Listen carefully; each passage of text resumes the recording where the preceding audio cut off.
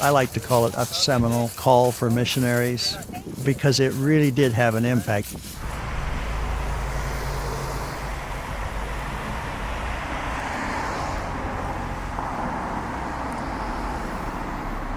We have 22 areas across the world, and 18 of them will have more missions.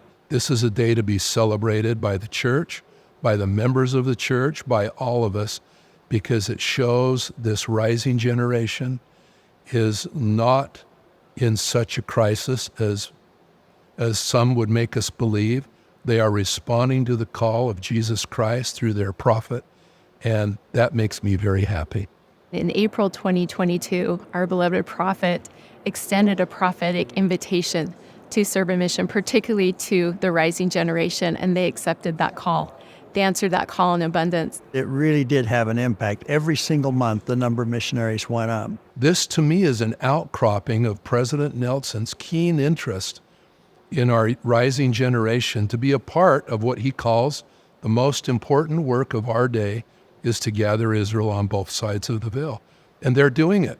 They're putting in their applications. They're going out and serving. He said in his April 2022 conference address that the gospel of Jesus Christ is the only enduring solution for peace. Now, we hear that statement and we think, oh yeah, there are a lot of wars. Well, yeah, I think it does speak to worldwide peace in that sense. But I think it also means at a very deep personal level that he brings healing and peace to the individual son or daughter of God. When you look at our pre-pandemic numbers, we were at about 67,000, just over 67,000 missionaries. As of today, we're at 72,721. So that is a significant increase considering all that's been going on in the world. And so necessity demanded that we open new missions.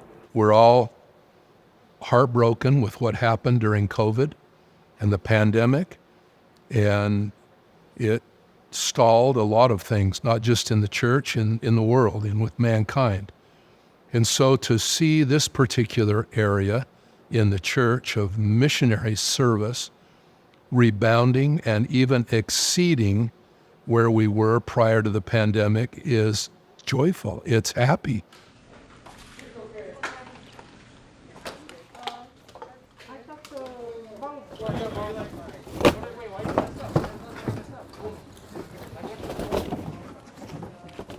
We're hoping that as these missions are created, the ratio of missionaries and mission leaders can be such that these mission leaders can have an ever-developing and growing relationship with those missionaries as they lead and direct and comfort and strengthen the missionaries as they move forward. I think it'll make the missionary experience so much more profound. You know, our desire, our hope, our prayer for every single one of these missionaries is that when they look back upon their missionary experience, that they will see that they experienced great joy.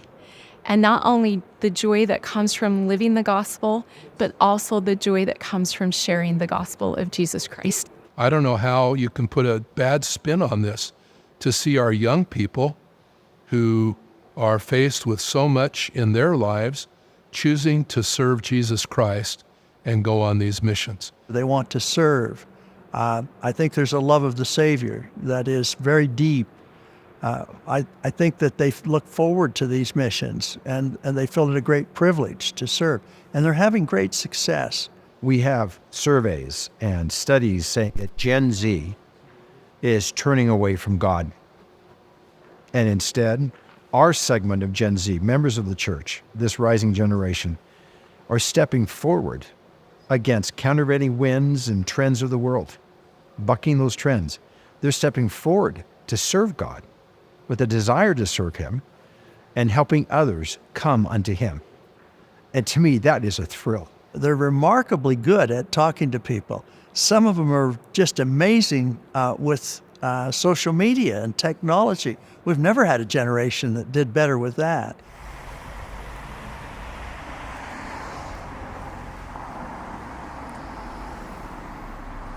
Getting visas has become a little more challenging throughout the world.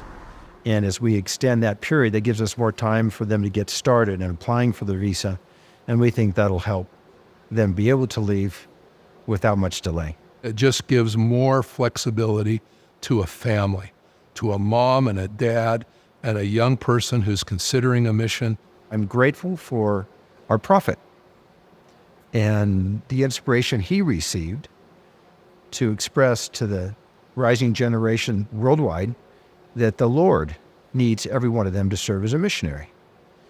And I'm grateful that our missionaries, as I already expressed, have listened to the call, are coming forward to serve. And to me, it's a joy. The implications of this will be generational.